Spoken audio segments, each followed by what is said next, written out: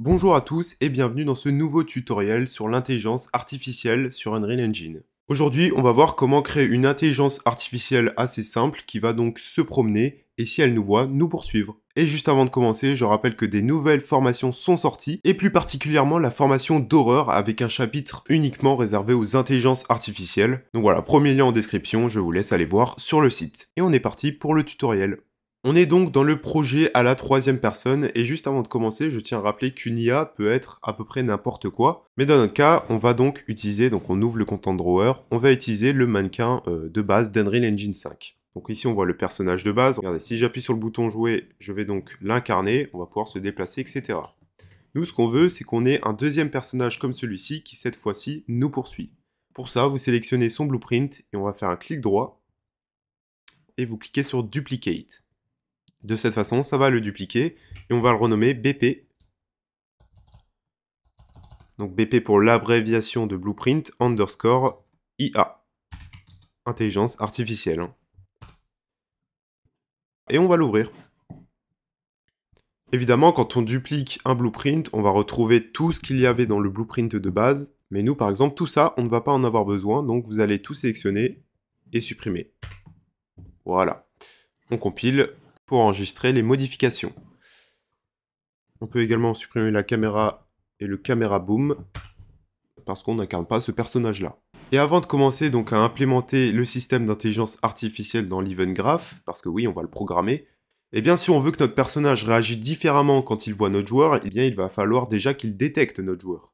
Et donc pour ça, dans Component, on a un composant, donc vous cliquez sur plus Add, et on va taper Pawn Sensing. Et vous cliquez dessus pour le sélectionner. Quand on le sélectionne, on voit qu'on va avoir plein de zones qui vont apparaître, et donc tout ça va représenter ses sens, c'est-à-dire que grâce à ce composant, notre IA va pouvoir voir et entendre. Mettons que notre personnage soit derrière un mur, et ben notre IA ne nous verra pas. Par contre, si elle ne nous voit pas et que quand on marche, on fait du bruit, il se pourrait qu'elle nous entende et qu'ensuite elle nous poursuive. Et donc de cette façon, on va pouvoir assez facilement implémenter un système d'état, qu'on va voir dans quelques instants. Juste avant, on va aller dans ces détails ici. Et à vrai dire, ici, vous allez pouvoir changer les différents paramètres, par exemple, la vision périphérique. On voit que de base, elle est à 90, mais regardez, si je mets plus bas, on voit que sa vision périphérique va se réduire. Et donc à ce moment-là, mettons qu'en tant que joueur, on est ici, là, juste au bord de sa vision, eh bien, l'IA ne nous verra pas. Par contre, si je mets 90, et que là, je suis dans son angle de vision, eh bien, elle me verra et me poursuivra. Donc évidemment, vous pouvez désactiver le fait qu'elle entende ou qu'elle voit, hein. On va également avoir la distance où elle va pouvoir entendre. Là aussi, vous pouvez régler. Donc ici, ça va être la sphère bleue qu'on peut régler. Plus la zone va être grande, plus elle va entendre de loin. Évidemment, tout ça, c'est à vous de doser dans votre projet. On va avoir le Sight Radius, la zone où l'IA va pouvoir nous voir. Donc ça aussi, on va pouvoir l'augmenter ou le diminuer. Et également, une des options les plus importantes, le Sensing Interval. En fait, ça va désigner tous les combien de temps elle va faire une vérification. Par exemple, ici, elle vérifie toutes les demi-secondes si elle ne détecte pas quelque chose. Donc évidemment, ça va impacter la réactivité de l'intelligence artificielle. Donc évidemment, ici, attention, plus vous mettez une grande valeur, plus la réactivité de l'IA sera lente. Par exemple, ici, on peut compiler, et on va retourner dans notre third person map. Je vais m'éloigner un petit peu, et on va la placer. Vous prenez votre blueprint de votre IA, et vous la placez dans le monde. Hop. Et ici, on peut voir ce que ça donne dans notre map. Et de cette façon, on peut voir vraiment la taille des zones par rapport à notre map et notre personnage. Maintenant, ce qu'on va programmer dans un premier temps, c'est pas le fait qu'elle nous poursuive, mais le fait qu'elle marche, qu'elle se promène. Cette intelligence artificielle, donc, va avoir deux états. C'est-à-dire quand elle ne nous détecte pas, là, elle marchera tranquillement. Et quand elle nous détecte, à ce moment-là, elle se mettra à courir et surtout à venir vers nous. Ici, donc, on va déjà s'occuper de la marche. Donc, on va rajouter, et vous allez faire un add custom event. On ajoute un événement personnalisé. On va l'appeler marche. Et à la suite de cet événement, on va appeler le fameux node AI move to. Donc ce node, évidemment, c'est un incontournable concernant les IA, parce que grâce à celui-ci, on va déterminer où l'IA va aller. Donc on va déterminer qui est l'intelligence artificielle, on peut déterminer une destination, ou on peut lui demander ici de suivre un acteur précis, par exemple notre personnage, sauf qu'ici, nous, ce qu'on veut, c'est qu'elle marche et qu'elle se promène aléatoirement dans notre map. Donc ce qu'on va commencer à faire, c'est que à partir du pawn, on va appeler un self, get a reference to self. Évidemment, c'est ce blueprint qui va effectuer l'action, donc on renseigne bien un self. Et à partir de la destination, qui est donc une valeur vector, vous allez tracer un nœud et appeler une fonction qui s'appelle getRandom reachable point in radius. Mais vous cliquez dessus, et donc ce node, cette fonction, va permettre à l'IA d'aller à un point complètement aléatoire autour d'elle. Et donc justement de se promener aléatoirement dans la map. Donc évidemment l'origine, c'est l'emplacement de l'acteur, donc on fait un get actor location. On récupère la localisation de l'acteur. Et le radius, ça va être la taille de la zone dans laquelle elle va pouvoir se déplacer. C'est-à-dire qu'à chaque fois, elle va trouver un point précis, elle va s'y rendre. Évidemment, plus vous mettez une petite valeur, plus la zone sera petite, et plus le point qu'elle va trouver sera proche de son emplacement initial. Ça paraît assez logique. Ici, on va mettre une valeur de 1500, qui est une bonne valeur. Évidemment, si ça ne vous convient pas, libre à vous de changer. Sauf qu'ici, avec cet événement, l'IA va effectuer cette action qu'une fois. Nous, ce qu'on veut, c'est qu'elle l'effectue à l'infini, tant qu'elle ne nous a pas détecté. Donc pour ça, si elle réussit à aller son point, donc à la suite du onSuccess, si elle est bien arrivée à destination, alors on va réappeler l'événement marche dans notre événement marche. Et de cette façon, cet événement va s'effectuer en boucle. Et ensuite, cet événement, vous allez l'appeler à partir d'un event begin play. Quand le jeu commence, on appelle cet événement. Et de cette façon, l'événement marche va se mettre en route, et ensuite il va se réappeler à l'infini tant qu'il ne nous a pas détecté. On va donc retourner dans notre niveau, sauf qu'ici, si on joue, on va voir que elle ne va pas du tout se déplacer. Et ça, c'est parce qu'on ne lui a pas renseigné les endroits où elle pouvait aller.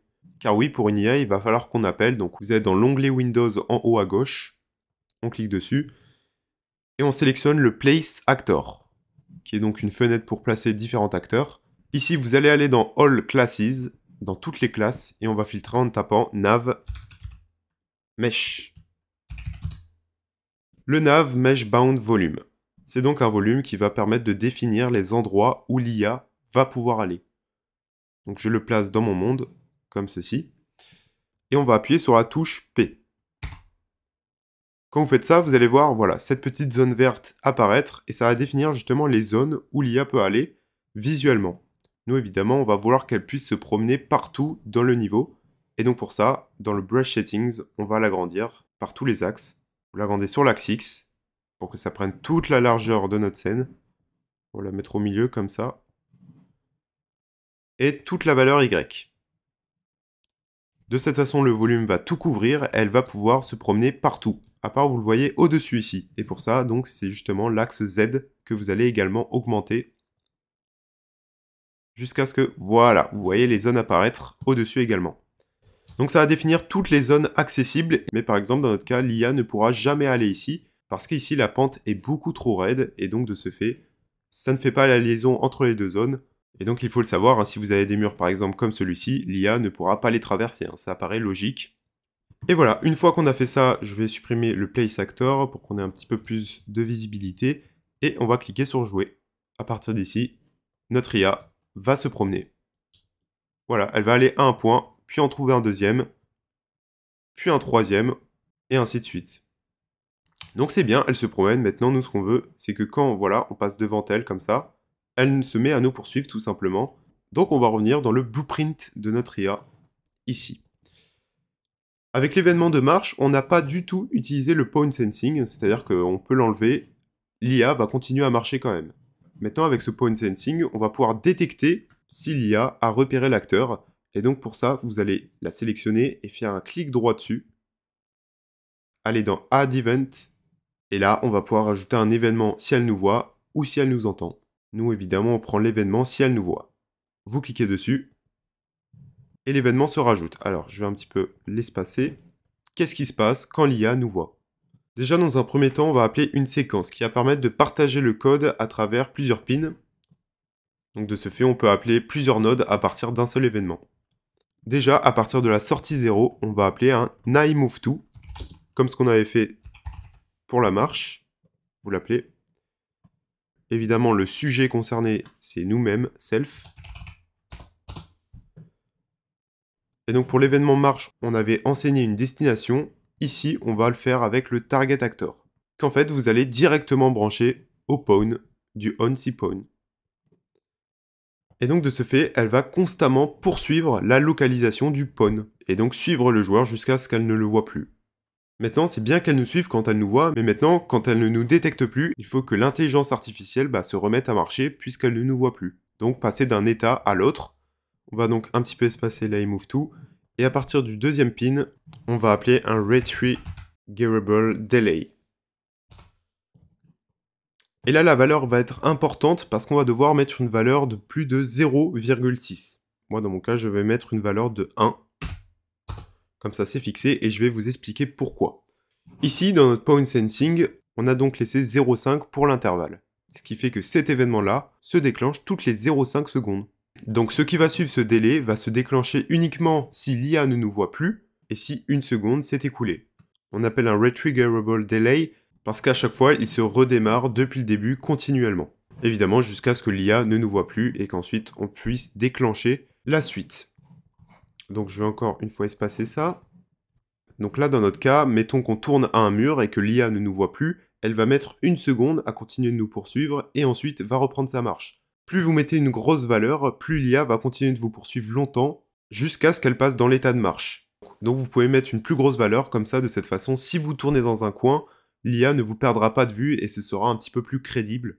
Parce que mettons que quelqu'un vous poursuit, si vous tournez dans un coin, il sait que vous avez tourné et va quand même savoir à peu près où vous allez. Là, si vous mettez une faible valeur, dès que vous tournez dans un coin et que vous l'avez un petit peu distancé, elle va reprendre sa marche. Donc un conseil, faites des tests avec différentes valeurs pour ce délai et choisissez la valeur qui vous convient le mieux. Et là, tout ce qu'on a à faire, c'est qu'à la suite de ce délai, on va appeler notre événement marche. Et de cette façon, notre IA va se remettre en état de marche. Donc on l'appelle. De cette façon, à chaque fois que l'IA ne vous voit plus, il va y avoir un petit temps d'attente et elle va reprendre sa marche. Alors, elle reprend sa marche, par contre, si elle vous redétecte juste après, eh bien, elle va vous poursuivre, et ainsi de suite. Et on va pouvoir tester tout ça, on compile. Donc, on va revenir dans notre third person map, et on joue. Donc là, elle se promène tranquillement, et à l'instant où elle va me voir, voilà, là, elle m'a vu. Elle me poursuit, jusqu'à ce qu'elle me perde de vue. Voilà, elle va me poursuivre comme ça, mais regardez, là, je vais la perdre en faisant ça. Là, elle va devoir faire tout le tour, et elle va me perdre. Et du coup, elle va reprendre sa marche pour aller à des points différents. Par contre, si je reviens devant elle, elle va me poursuivre. Voilà, c'était tout pour ce tutoriel sur l'intelligence artificielle. J'espère qu'en tout cas que ce tuto vous aura servi, vous aura appris des choses. N'oubliez pas, les formations sont disponibles, premier lien en description. Restez créatifs et à bientôt.